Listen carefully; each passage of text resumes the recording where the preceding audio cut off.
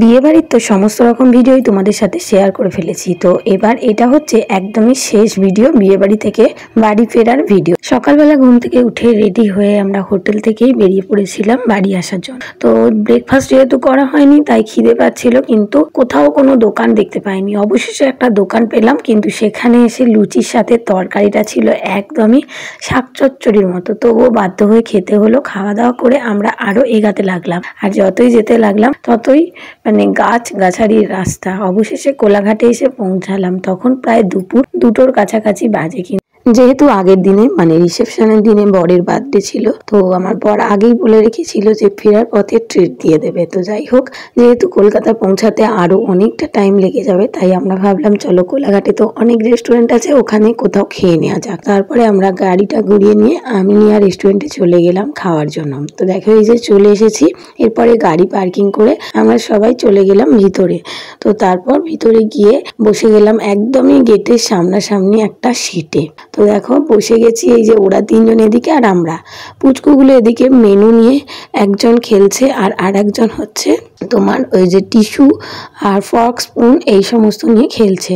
যেহেতু প্রথমেই আমরা স্টার্টারে অর্ডার দিয়েছিলাম চিকেন টেংরি কাবাব, তো ওইটা আনতে অনেকটা সময় লাগছিল। তো আমরা যখন ওয়েট করছিলাম, এরা দুজন নানান রকম কার্যকলাপ করছিল।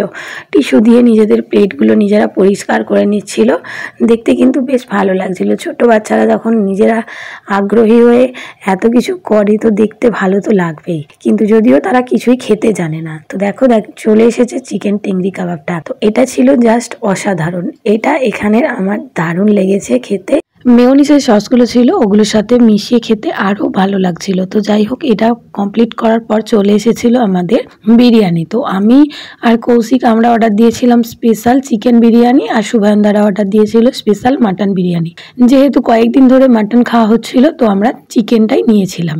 যদিও দুটো বিরিয়ানিরই ধরো দাম একই, কিন্তু কেউ যদি যাও তো অবশ্যই মাটন পছন্দ করলে মাটনটা অর্ডার করে দেবে, এটা আগেই বলে দিলাম। আর এরপরে চলে এসেছিল এদের মাটন বিরিয়ানিটা। তো যাই হোক, দুজনের বিরিয়ানি ওরা সার্ভ করে দিয়েছিল। সার্ভ করার পর এবার ছিল খাবার পালা। তো যাই হোক, আমার পুচকুর জন্য নিয়ে নিয়েছিলাম একটা চিকেনের লেগ আর অল্প কিছু বিরিয়ানি। তো পুচকু কতটা খাবে সেটা তো বোঝাই যাচ্ছে, কেননা ঘুম তার ঢুলু ঢুলু চোখে।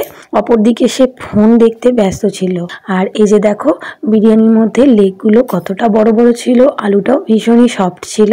কিন্তু একটা ব্যাপার হলো, বিরিয়ানিটা একদমই শুকনো ছিল। যতটা বিরিয়ানিটা আশা করেছিলাম যে ভালো হবে, বিরিয়ানিটা কিন্তু অতটাও ভালো লাগেনি। বিরিয়ানিটা মোটামুটি ছিল। সবশেষে পান মশলা খেয়ে বেরিয়ে পড়লাম। ভিডিওটা কেমন লাগলো জানাতে ভুলো না। এতক্ষণ থেকে দেখার জন্য ধন্যবাদ।